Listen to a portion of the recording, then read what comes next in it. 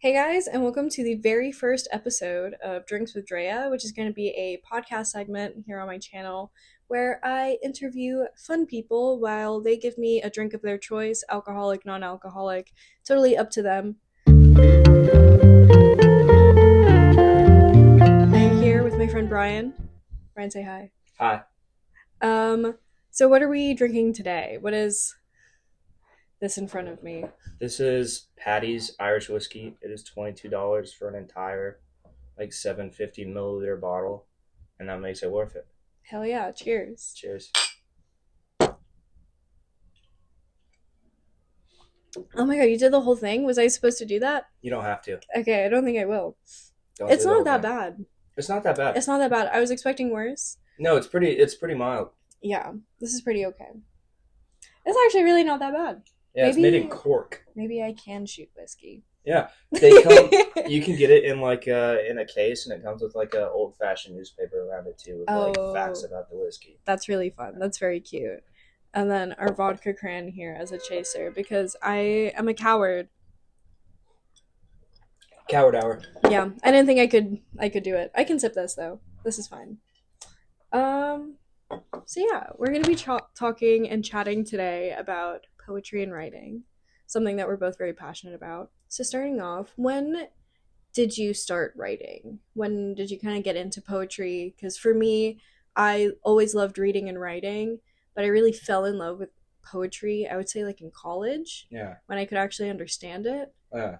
It was college for me too. It was I think second semester, Mm-hmm. sophomore year of undergrad. And I had a poetry class that I took as an elective. I had no major, and I had a professor who I liked who basically introduced me to poetry that actually resonated with me when other poetry hadn't, and just started writing from there. I was actually really annoying in that class. Yeah. Uh, How so? um, I got reported for drinking in class. I had a flask for one, so I got reported for drinking in class, and they didn't check me on it. They were very nice about it, but that and once I actually started writing, I would write a poem every night, sneak into the English department hall, slide it under my professor's door, and show up the next day in their office and make them I was so adamant that they be honest about what was shitty about it because I had enough taste or I had taste enough to know that it wasn't good yet. Mm-hmm. You know what I mean? Mm-hmm. But I didn't know how to make it good. So I just showed up every day and made them tell me everything they hated about each poem. And then I'd either show up with a rewritten version the next day or a new one or whatever. But the drinking was probably bad. It might have been a little bit. They let me have it, though, which was nice. Everyone. Oh, I'm supposed to be holding this. Yeah, it's really fine that you weren't. Are they going to be hearing it all still? Yeah, I was. Oh, production, cut. Cut that. That's staying in now Cut for that. sure. Cut that. That's my bad. Now I'm holding the mic. Oh, you're going to edit out the whole thing No, so far? no, I'm not gonna edit. I was gonna edit the sound to make sure that both of Oh, our. duh. Production, cut, part 2. We're back. Hello, folks. We're back from that short commercial break. We're back. So yeah, it's interesting that you talk about forcing your professors to kind of go in and redline all of your poems, because that was something that I definitely struggled with, and something that we've talked about before is that especially in college and these undergrad writing programs, I feel like because it's very student led, there's not a whole lot of advice that you get. Yeah. And so if you have any tips on finding or tips on getting into sort of more spaces where you can get the efficient redlining that you need as a beginner writer, or any tips that were kind of given to you that have helped you a whole lot in your writing. Yeah. Okay. That's a big question. I guess it's kind of like a two-part answer. The first part of the answer would be it's always difficult, right? Before I was a poet, the first class I ever took in school was a writing course with a professor who I ended up growing pretty close with, but he gave me a B for the whole course and said my writing was too sentimental, for my first course, and I was like, that is tough. And I was really angry about it for like a year. Mm-hmm. And then I was like, you learn how to not do the things you do when you're a 17 or an 18-year-old writing. And then I was like, okay, he was right. So that was Mm-hmm. tough. And it definitely made like,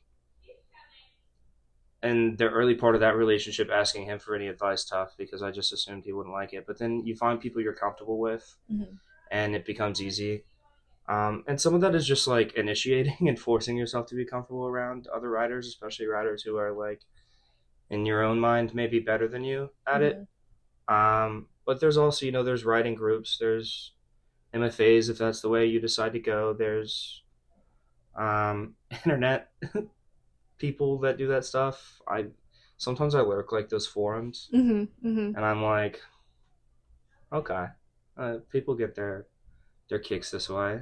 I support it. So And then, talking about internet forums and stuff, you see all of these writing challenges online, whether it's like some take of like the 75 hard challenge, or I know for National Writing Month, a lot of people try to like do, I think it's like 900 a day, where it's like you write 900 words, and then by the end of the oh month, geez. you've got like a whole novel written. Do you think there's any validity to any of those? Are there any challenges that you think are worth it? Like some people write like a poem a day or something, or like a short story a day. Is there Yeah. anything that you've done or that you think could actually be potentially helpful, or is this all just like a crock of shit to like post online? I mean, who am I to talk on the validity of anything? I think that like most shit that's online is just a crock of shit to put online, right? Yeah, Um, but I including think this. this is fun though. This is fun. Um, it's hard because I don't do those writing challenges. I'm just not good at like forcing myself to write. I'm a bit of a spontaneity character in that regard. Hmm. Like if it comes, it comes. 900 words a day is insane to me. I might write like 900 words a week. Hmm. Hmm. Um, but a poem a day seems good to me if that's like, especially if you're beginning. It's something I did early on because I was passionate. And then as I got like more accustomed to being a perfectionist, which is a bad thing with writing, but something I tend to do, Hmm. Hmm. um, I just found myself not writing every day. You still try to write, every couple of days or however often, but I don't sit down with something to do. I did have a professor, Nicole Seeley, who at BU, who started every workshop with like a writing challenge, and it was entertaining. And I found lines that I turned into other poems and stuff like that. So I mean, that was helpful. I think that was nice. If people want to do it, great. Hmm. Um, my challenge, if I had one, would probably be like read a book a day, like a book of poems. If you really want to be a serious poet, you have to read a ton. And it's hard. Like it's Yeah. harder than people realize to read them, and they're like way smaller than. It's not like you're reading a novel a day, but it's like to actually get through and comprehend a whole book of Yeah. poems, and some of them you won't like the poet or whoever. Yeah. You won't like the work, I should say. For sure. There's definitely I got this book of poems when I was in Puerto Rico because I'd finished my like travel book Yeah, that like I had brought with me. And so like I bought one in like one of the few bookstores that I could actually find on the island. And it was so bad. It was yeah, so bad. The poems were awful, but I turned into a writing exercise. I like on the back, because I thought it was such a waste of paper. On the back of every poem, it was just blank, and then it showed the new poem on the right page. yeah. So on the back, I would rewrite the poem Oh, yeah, and make it better because I'm like, I was so pissed. And yeah. like, this shit got published. I've done that before where I Mhm. like there's writers I like who I think overwrite, Yeah. and so in my personal copy, and I overwrite, like everybody overwrites, Mhm. um, and I underwrite. Everybody can underwrite, but there are some writers, who have less of a keen eye for cutting than I might like, Mhm. and so I go through and I sharpie out all the Lines. lines. I'm like, I don't need Yeah. this, and then when I go reread it, I read my version, which is probably not great to do, but I it makes me like the book more. Maybe Which not good for your ego, but I think a good writing exercise for yeah, sure. yeah. I don't do it. I try to think Mhm. I don't do it in an Mhm. egotistical way, just in like Yeah. Just like No, I and hate like an artist, slogging through a yeah, three yeah, page yeah. poem if I feel like I don't get anything out of it being a 3 page poem, Yeah, right? the 3 page poem is a lot. I had a Not that there aren't good long poems, just that sometimes I don't need it all. yeah, no, for sure. Uh, And like I had a mentor when I did a summer writing at Columbia who was like, um, he was like, take your best poem. He's like, now take out all of the articles. It's like the, yeah, a, and like really shorten it and like see how few words you could really use to portray the same emotion. And I think it really like does help with like taking out fluff yeah, and like really streamlining and like getting to the root of like what you want to say, which I think is really fun. yeah, But then at the same time, then I feel like I'm just cutting all of my writing. And it's like it's finding that balance, you know? And like yeah, I think it like really ties into like the whole perfectionism thing because like I feel like I'm the same way with my writing and then I won't touch it and then I'll come back to it. That's why I've got like this book idea that like started forever ago, but I'm still like on like chapter 3 because I keep rewriting the yeah, chapters. yeah. It can definitely be tough. Hmm. Uh, I cut like honestly, I probably keep 10% of my writing, Hmm. Hmm. like if that. I'll throw away whole poems. Hmm. Like a week later, I'll look at them and I'll be like, no, this is Hmm. not Hmm. anything. This is just garbage. Yeah. Sometimes I'll take like a line, you know. But See, I've been like reading through my old like books and stuff, and I'm like, damn, what was high school me on? Because yeah, like shit, there's stuff in here that I'm like, that is so much. It was like so intense, and I'm like, you need to like chill out. You are 16 years old. yeah. All I cared about in high school was football and weed. That's So, that's so valid. No, so I'm lucky that like I don't have like old notebooks to go through of like 17-year-old me just no, manic over some it's like so stupid. nonsense. Yeah. Yeah. No, that would be tough. Especially like I remember when people were like having like the blogs and stuff in high school and then Mm, like and then their high school writings on the internet. I know a girl who self-published in high school a book of poems, mm. and I would just be so terrified to live the rest of my life after that. Yeah. Not that they weren't good. I didn't read them. I don't know, but they may be really good, and who knows? Who But knows? I would just be so scared. I wouldn't want any of my high school poems to be published. Yeah. So you started writing a lot later. So you don't have all of that like teenage angst, right? That I had in a lot of my earlier poems. I definitely had angst in my early poems. I definitely have angst in my poems still. I think I think I'm angsty for being 27 in general. So I didn't Hmm. avoid it. You just did it I later. just wrote it later than everybody else did. So I was just behind the curve of But the everybody writing else. was like better though. Because it wasn't like a teenage kid just like I fucking wouldn't go that far. I ooh. think I think my early poems were. I mean, I don't think I wrote a good poem for the Mhm. first 2 years. Like I wrote poems that were, you know what I mean, good enough for writing at that stage in my, writerly life or whatever you want to call it. Yeah. But like the first time I wrote a poem and I was like, oh shit, you know what I mean? Oh, sorry, Yeah. production. Yeah. But the first time I wrote one, I was like, this is the stuff. Hmm. Um, was probably like a year and a half, 2 years in, somewhere around there. Uh, Yeah.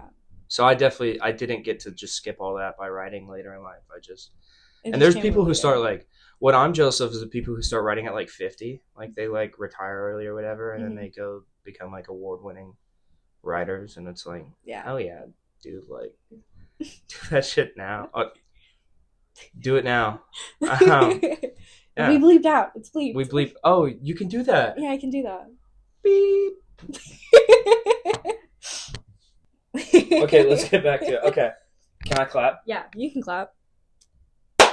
So we're talking about how you started writing later Yeah. in life. So it's what in your life would you draw inspiration from in your writing? Hmm. Early on, it was about like labor. Hmm. I had a lot of like manual labor poems is the best way to describe them. I was like cutting trees in the winter to go to school and stuff. So I wrote a lot about that, like the logging yard. I wrote a lot about the old guys. It was a lot about just inheritance, rurality in Louisiana, and kind of like who and where and what you come from and how you reckon with all that. So those were my early inspirations. I've been wanting to get back to them, but like living in Boston and the city or whatever, it can be hard to feel connected to that stuff, Yeah. especially when you're doing like an office job from home Hmm. every day. Like you just sit in your office and do spreadsheets. It's hard to feel connected to the movement of the natural world, right? Yeah. So I haven't been doing that as much. That and Pretty Girls, and those were like my go-tos. I very boldly said very early on that all poems are about pretty girls, which I believe is like 70% true still. But I was very strongly Yeah. told like no. They're like, you cannot say that. We can't say. You might have to cut this. But that's all I wrote about probably for like other than like cutting trees. I wrote about cutting trees and pretty girls for like 6 months to a year at least. That's a vibe. Every single poem. I feel like most of the music I listen to is like cutting trees and pretty Yeah. girls. Is like just Yeah. like dudes with long hair and beards from Yeah. like from like Colorado or like fucking Maine or something. I used to show up to my poetry workshop and like I would leave work, I would go cut trees. I would show up at work at like 5:30 in the morning, cut trees until like 2, Hmm. and then show up to my workshop in the afternoon, whatever time it was, and like covered in sawdust and like like jeans and like the cart and everything, and then just have a flask. Yeah. Yeah.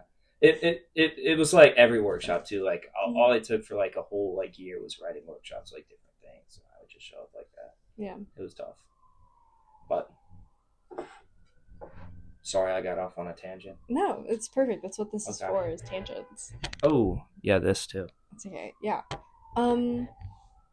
So what would you tell anyone who at any age is wanting to become a poet, is kind of interested in writing, loves to kind of do it, likes the vibe, but isn't really sure what to do, where to go, kind of how to start? Yeah. These are really big questions. Is I'm not sure I'm qualified to answer. anyone qualified to answer anything? Yeah, that's fair. What I did, which is why I guess I'll give it as a piece of advice, is I found a poet I really liked, and then I read every single published poem they had to offer. Who's that? The first one was James Dickey, Mm. and then I went to David Bottoms, Maurice Manning, and then Simic, who I still to this day I reread all of Simich's work. Mm-hmm. Probably once a month. I'll go through like 6 of his books in like a week, and yeah, I mean that's the like find someone who resonates with you, and then just read everything they have to offer, and find out who they were influenced by, who they influenced. You got to go all the way back. Is like the really annoying thing, Mm-hmm. right? Like Robert Pinsky taught that to me, and I still have to like I'm not all the way back yet. Like I have to keep reading backwards, which is insane to think about in some ways. Yeah. But and then you got to come to present time, and then the messed up thing about it is then you have to write for the future, Mm-hmm. right? Like Yeah. I mean, not necessarily. You might not feel that way. Like But how to make a poem kind of like stand the test of time, like still being able to read like some shit that like Shakespeare wrote, and like not just still that, have it but be like relevant and like sentiment more than anything. I shudder to think that my poems might be read after I'm dead. Mm. Like that would be the worst thing that could possibly happen to me, I think, right? but like I think more just like trying to write something that's timely, like says something about here and now. Mm-hmm. I think that's hard. Like in my mind, that's writing for the future because it hasn't been done yet, right? Like Right. there are poets writing every day, but like your own experience and here and now or whatever. Like someone told me once, and I hated it. They said that writers are just like recorders. Like nothing the writer does is. This is really dumbing it down, but nothing the writer does is really about like the writer's talent or skill or any of that. Like what the writer does is they record what's happened to them or around them, and like that's the important thing. Yeah. So I think just being able to like read all the way back and then come like here and be like willing to record now is like sometimes complicated and tough to think about. Yeah. I don't know. especially with which kind of leads me to my last final question of we're living in very unprecedented times. Yeah. Our country is always on the verge of catching fire. Yeah. Um, Or literally catching fire in the case of Los Angeles. yeah, literally. And, you know, especially in a time where, I think the arts have always been undermined in Yeah. schooling and education. And I feel like now more than ever, that is true, especially with like the way that the job market is and then everything that the government's doing with like the Department of Education. Yeah. Why do you think art and like poetry and just art in general is important to kind of keep doing and to keep writing? Yeah. Um,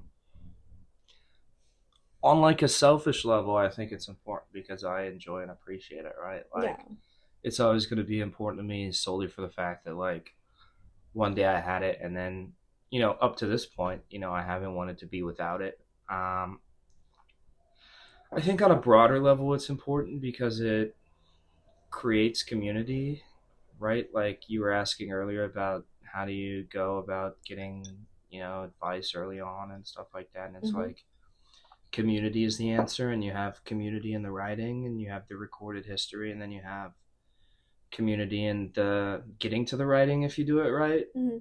Like you have, workshops, people who read your work, people whose work you read, stuff like that. Um, so I think that's important. I think the recording history aspect is important, right? Like people are gonna want to know what happened now and how we felt about it. I think that's important. I think expression is of course important, right, for individualism's sake. Mm-hmm. But also, like when you think of the other thing, like the other side of it, like when you think of us as like if you think of the country as a community, right? Like, Right. which it is in some Mm-hmm. regard at least. Someone has to be there. Recording is the wrong word this time, but making something out of it, right? Like you have to leave something behind, I guess. Like maybe that's just like a really human, like Mm-hmm. maybe even like a very like masculine notion of like it must live on, Mm-hmm. right? Like of legacy or whatever, right? But like I think that like I don't know, it's hard to put into words. I don't know Yeah. what I think. No, I kind of get what you're saying of just like I feel like a lot of what you're saying is like to show people in time that we bared witness to the events in a sense that like Yeah. I mean, I guess yeah, but also like the old guys I wrote about early on, mm-hmm. like one day before my day, at least statistically speaking, Mm-hmm. right? Like they will be gone, and there will be pictures of them, and they will have families, and there will be people who remember them. But like also like I got to write about him and dedicate poems to him. Like there's a poem I had early on that named a dog that used to run around the logging yard with us, Mm-hmm. Abigail, and she's passed, and it's like now that dog exists in the poem. So it doesn't necessarily even have to Mm-hmm. be like the like mass events. Like I'm never gonna write about 9/11, right? Right, right, But right. like which is like a massive event. But like the small things like in our everyday lives, I think that's important to record too, and that's what I've always appreciated Mm-hmm. about it. And I think it helps us stay present in like a time of turmoil when like the news and like everything that you go on is constantly spewing all of this nonsense about how Yeah, the world is on fire. And it's like really easy to get swept up in all of that and like kind of forget to stay present in those yeah. little moments. So I think yeah, like what you're saying, like writing about that could definitely like The world is definitely on the fire world's for what it's definitely on worth. fire, but shit, like Every we pretty gotta much get every single through it aspect of it is on fire. Yeah. though. I mean, it's not great. It's not pretty. But like the other thing is like when the world's on fire, you find something pretty to look at, right? And you write it down or what, Yeah. paint it, make music about it, whatever you do. Take a picture, Mm-hmm. Mm-hmm. tell someone, even if that's all you do is you gotta tell someone, I saw a beautiful sunset tonight, right? Like then the sunset exists past when you experienced it, right? Mm. So that's nice. I think that's a really pretty notion. Yeah. I think it's a really nice note to end off with. thank you, Brian, for being my Yeah. little guinea pig in all of this. Yeah. So thank you guys so much for tuning in. Um, if you Shout liked, out. yeah, shout out to Brian. Hey, Um, mom. so yeah, if you like the video, please like the video and subscribe and make sure to hit the bell notification so that you get notified every single time that I post. And I will see you in the next video. Brian, I will see you later. Oh yeah. Bye. Bye.